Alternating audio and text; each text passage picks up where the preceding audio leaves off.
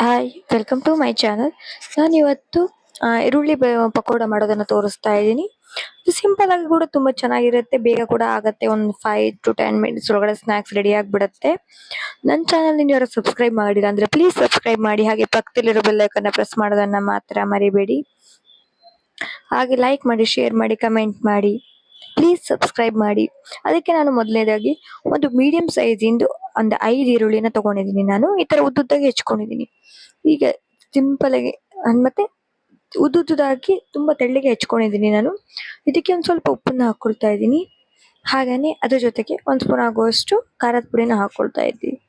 ಹಾಕಿ ಇದನ್ನ ಚೆನ್ನಾಗಿ ಕೈಯಲ್ಲಿ ಮಿಕ್ಸ್ ಮಾಡ್ಕೊಳ್ಬೇಕು. ಇದನ್ನ ಈರುಳ್ಳಿ ಚೆನ್ನಾಗಿ ನೀರ್ ಬಿಡೋ ತನಕ ಚೆನ್ನಾಗಿ ಕೈಯಲ್ಲೇನೆ ತರ ಕಿವುಚ್ಕೊಳ್ಬೇಕು.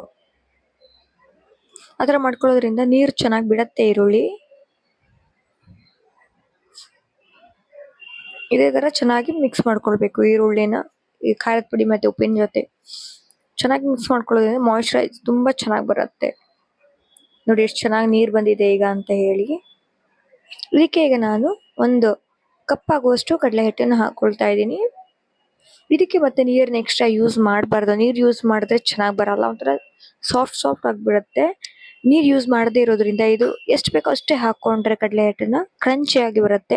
ಇದಕ್ಕೆ ಬೇಕಂದ್ರೆ ಸ್ವಲ್ಪ 1 ಸ್ಪೂನ್ ಆಗುವಷ್ಟು ಅಕ್ಕಿ ಹಿಟ್ಟನ್ನು ಕೂಡ ಹಾಕೊಳ್ಬಹುದು ಇದ್ರ ಜೊತೆಗೇನೆ. ನಾನು ಅಕ್ಕಿ ಹಿಟ್ಟನ್ನ ಹಾಕೊಂಡಿಲ್ಲ, ಬೇಕಂದ್ರೆ ಹಾಕೊಳ್ಬಹುದು. ಹಾಗೇನೆ ಬೇಕಾದ್ರೆ ಸ್ವಲ್ಪ ಕರಿಬೇವು, ಹಸಿಮೆಣಸು ಇದನ್ನು ಕೂಡ ಹಾಕೊಳ್ಬಹುದು. ಕೆಲವೊಬ್ರು ಹಾಕೊಂಡು ಮಾಡ್ತಾರೆ, ಬಟ್ ನಾನು ಏನನ್ನೂ ಹಾಕೊಂಡಿಲ್ಲ, ಸ್ವಲ್ಪ ಇಷ್ಟನ್ನೇ ಹಾಕೊಂಡಿದ್ದೀನಿ.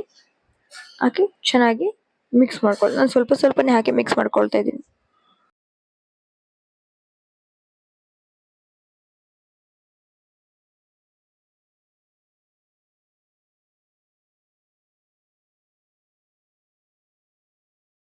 ಇದನ್ನ ಚೆನ್ನಾಗಿ ಕಲ್ಸ್ಕೊಂಡಿದ್ದೇನೆ ನೋಡಿ.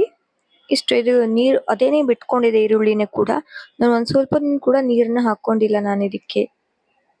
ನೋಡಿ ಎಷ್ಟು ಚೆನ್ನಾಗಿ ಇದಾಗಿದೆ. ಇನ್ನು ಸ್ವಲ್ಪ ಬೇಕು ಅಂದ್ರೆ ಕಡಲೆ ಹಿಟ್ಟು ಬೇಕಾದ್ರೆ ಹಾಕೊಳ್ಬಹುದು, ತೆಳ್ಳಗಿದೆಯಲ್ವಾ ಹಾಗಾಗಿ ಸ್ವಲ್ಪ ಹಾಕಿ ಹದ ಮಾಡ್ಕೊಳ್ಬಹುದು. ಈಗ ನಾನು ಸೈಡ್ಗೆ ಎಣ್ಣೆನ ಕಾಯೋದಕ್ಕೆ ಇಟ್ಕೊಳ್ತಾ ಇದ್ದೀನಿ. ನೋಡಿ ಎಣ್ಣೆ ಚೆನ್ನಾಗಿ ಕಾದಿದೆ. ಇದಕ್ಕೆ ಫಸ್ಟ್ ಒಂದ್ ಸ್ವಲ್ಪ ಹಾಕಿ ನಾನು ನೋಡ್ಕೊಳ್ತಾ ಇದ್ದೀನಿ ಎಣ್ಣೆ ಕಾದಿದ್ಯಾ ಅಂತ ಏನು ಅಂತ ಹೇಳಿ ನೋಡ್ಕೊಳ್ತಾ ಇದ್ದೀನಿ.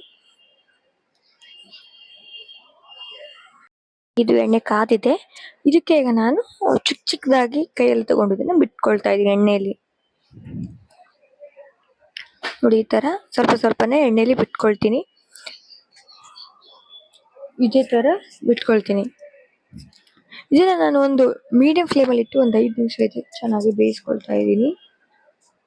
ಯಾಕೆಂದ್ರೆ ಸ್ವಲ್ಪ ಜಾಸ್ತಿ ಲೋ ಅಂದ್ರೆ ಮೀಡಿಯಂ ಫ್ಲೇಮಲ್ಲಿ ಇಟ್ಕೊಂಡ್ರೆ ಸ್ವಲ್ಪ ಚೆನ್ನಾಗಿ ಜಾಸ್ತಿ ಹೊತ್ತು ಬಿದ್ರೆ ಕ್ರಂಚಿ ಆಗುತ್ತೆ. ಬೇಗ ಬೇಯಿಸ್ಬಿಟ್ರೆ ಒಂಥರ ಕಲರ್ ಚೇಂಜ್ ಆಗಿಬಿಡತ್ತೆ, ಬಿಟ್ರೆ ಅದು ಚೆನ್ನಾಗಿ ಕ್ರಂಚಿ ತರ ಆಗಲ್ಲ. ಹಾಗಾಗಿ ಮೀಡಿಯಂ ಫ್ಲೇಮಲ್ಲಿ ಇಟ್ಟಿದ್ದನ್ನ ಬೇಯಿಸ್ಕೊಳ್ಬೇಕು.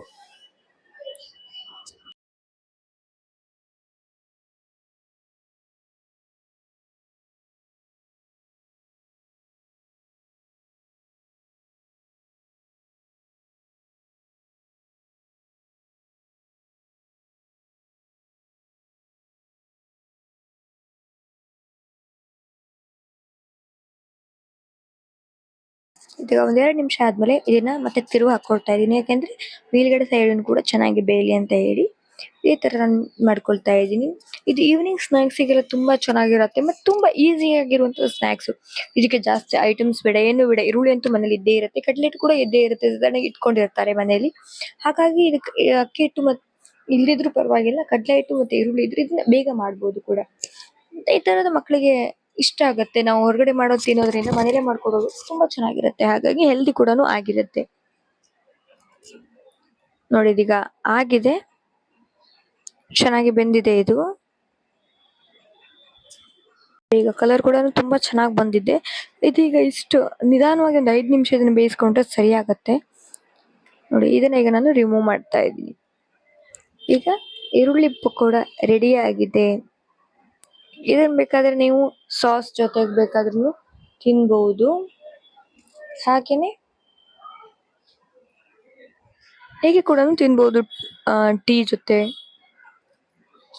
ಪ್ಲೀಸ್ ಲೈಕ್ ಮಾಡಿ, ಶೇರ್ ಮಾಡಿ, ಕಮೆಂಟ್ ಮಾಡಿ. Thank you for my video watching.